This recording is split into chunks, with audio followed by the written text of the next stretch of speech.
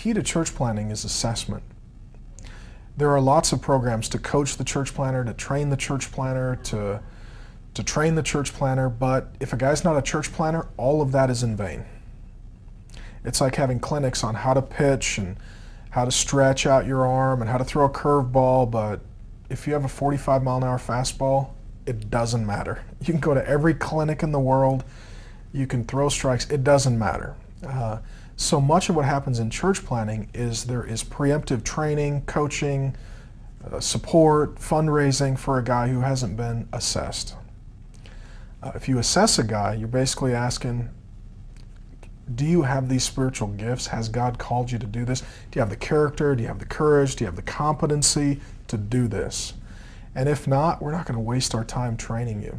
So for me, more important than coaching and training and everything, all of which is very important, is assessing.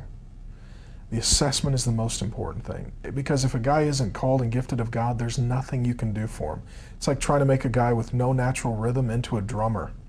Music classes won't help. He just doesn't have rhythm. God didn't predestine him before the foundations of the world to be a drummer. You got to figure out something else to do. So most churches, though, they don't know what to do with young entrepreneurial type leaders. Most of the time they think they're troublemakers because they're critical. They say, I'd do it differently. I think we should make changes. The question is, are they critical or are they leaders? You know, are they young guys who are a little brash and unpolished? But boy, if we assessed them and really knew that they were gifted, could we redirect them? I mean, I got a feeling you got around Paul when he was a young guy, or you got around John the Baptist or Elijah. I mean, these dudes seem pretty rough to me. You know, they don't look like church boys, you know, wearing sweater vests and walking around singing love songs to Jesus. I mean, guys like David are well known for their ability to slaughter other men. I've got to think these guys were dudes.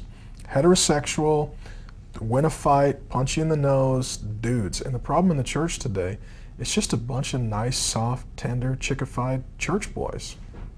60% of Christians are chicks, and the 40% that are dudes are still sort of chicks. I mean, it's just sad. You know, when you walk in, it's seafoam green and fuchsia and lemon yellow, and the whole architecture and the whole aesthetic is real feminine. The preacher's kind of feminine, and the music's kind of emotional and feminine, and we're looking around going, how come we're not innovative? Because all the innovative dudes are home watching football, or they're out making money, or climbing a mountain, or shooting a gun, or working on their truck. And they look at the church like that's a nice thing for women and children. So the question is, you know, if you want to be innovative, how do you get young men?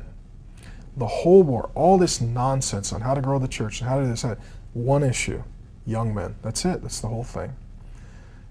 They're going to get married, make money, make babies, build companies, buy real estate.